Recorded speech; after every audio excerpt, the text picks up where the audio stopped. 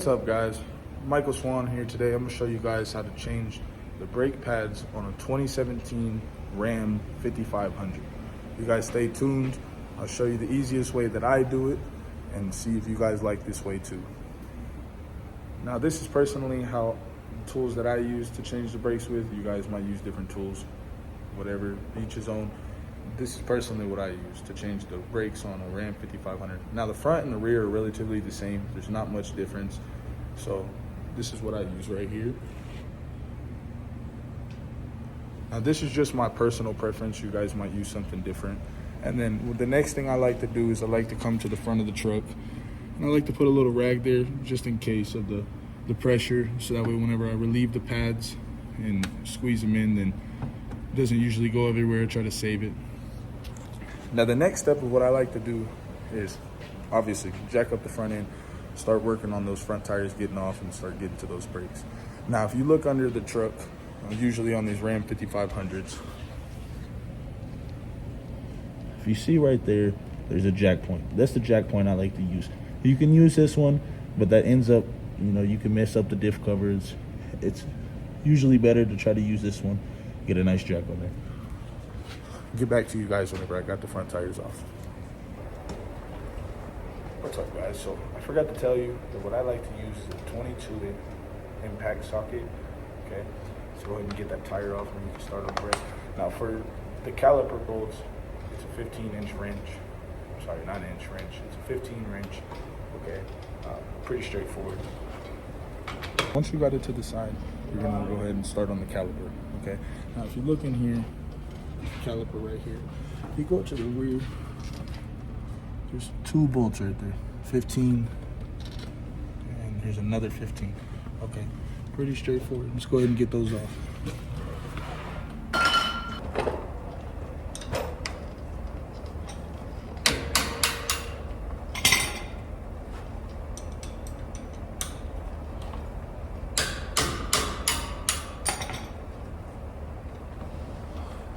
As easy as that. You just take off those two bolts, get them unspun.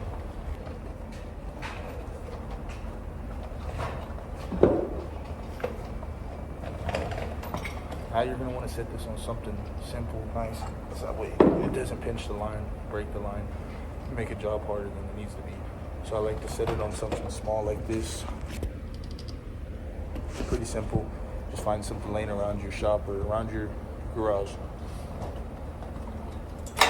Next, pads. Just peel them off easy, not too complicated. Next up, you guys are gonna have two guide pins right here, okay? I'm gonna take these off nice. They're gonna be really filthy, usually dirty. Sometimes they might not have nothing on them. Sometimes they're rusted and stuff. Okay, if that's the case, you're gonna have to go to the O'Reilly's, AutoZone, whatever store is near you and get new pins, okay? Luckily, in my case, you don't. So what I like to do is I like to take some brake cleaner and then wipe it down with a rag, okay? Do that for both of them. You'll have two of them right here. Try not to mix them up for some trucks. Usually the Dodges are the same, okay? Pretty straightforward. Clean them, and I'll get back to you guys.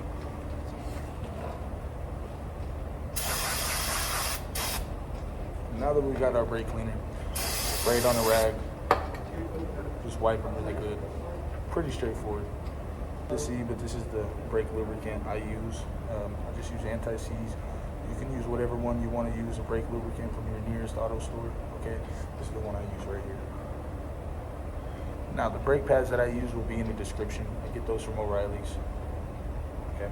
You just want to cover them pretty decent. Give a good amount on there.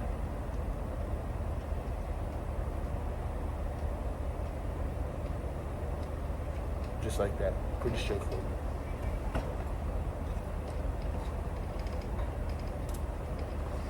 Now you can slide those back in, and now you can focus on the caliper. Now you guys, for the caliper, the easiest way to do is take one of your old brake pads and you're gonna set it nice on there just like this. Okay, really easy. And then some people have caliper spreader tools. I just like to use a nice C-clamp. Okay, looks exactly the same.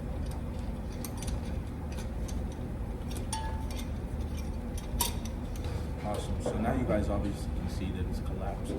Let's get you guys closely. Look right here, fully collapsed. That's what you want it to look like. As flush as you can until it stops. Okay.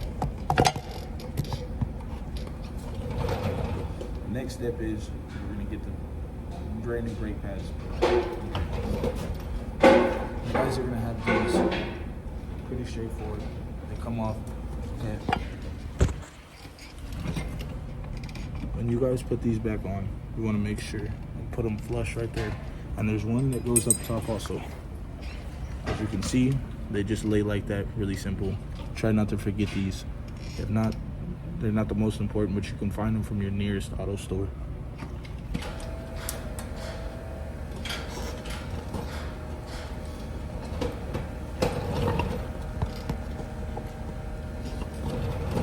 Once you get those on, you're gonna grab your pads and follow the curve. Okay. Put the first one in. As easy as that. Now you're gonna want to continue to the other side.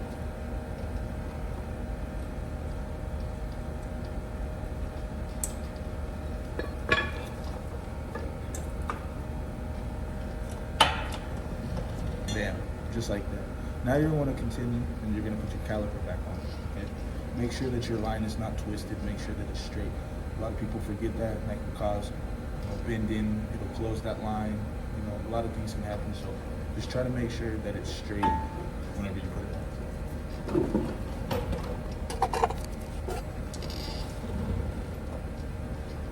Now, when you put it on.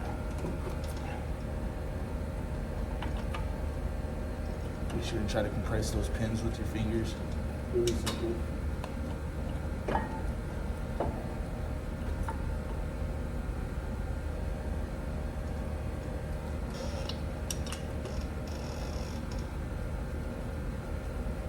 And just like that, you get them hand threaded in.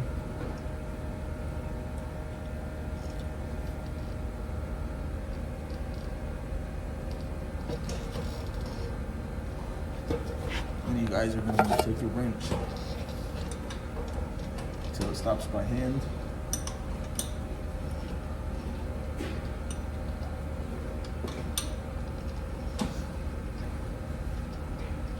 Then you guys can give it one good pull up.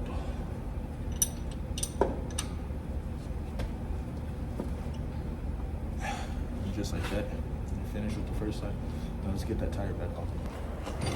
Now that you got your tire on, try to remember that it's always best to hand thread it on first before you use any type of impact. Okay, that's just personally what I like to do. You don't want to put an impact on there and cross thread it, make a big of a deal for you. So hand thread it on first, and then you can put your impact on. I always like to go in a star pattern. You guys do whatever you like, but the smartest way is to do star patterns. That way it's flush.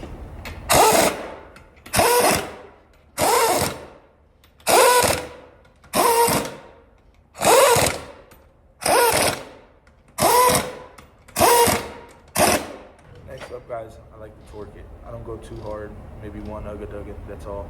Then I like to come bring a torque wrench to it.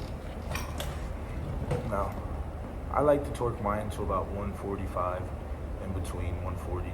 That's the best, smartest way for us personally. I don't know about you guys. This is the specs that's worked for us. It's usually the specs that's around online. You can find them. You guys can find them for your vehicle online just as easy as this. But I'm just gonna go ahead and torque all these until you hear a click. Should be good all the way around. Now the last step you're gonna wanna do is you're gonna come in your cab after you have the tire back on, you have your brakes. Now, I'm not gonna show you guys the other side exactly the same, okay? Really simple. You're gonna come in here inside your truck after, okay? What I like to do is you can get in there with your foot, make sure the vehicle's off, and you're gonna pump them brakes, okay? Simple as that until it gets stiff, really hard, okay? Once you do that, you can pump it again while it's on to make sure that everything's pumped good. Make sure you see no leaks underneath your truck, no brake line leaks, okay? Then you're gonna come back to the front, take your rag off if you decided to use a rag, put your lid back on, and then get on with your day. And that's as simple as that. I thank you guys very much for watching this video. If you guys liked it, please subscribe, leave a comment, let me know what you guys thought about it. Thank you.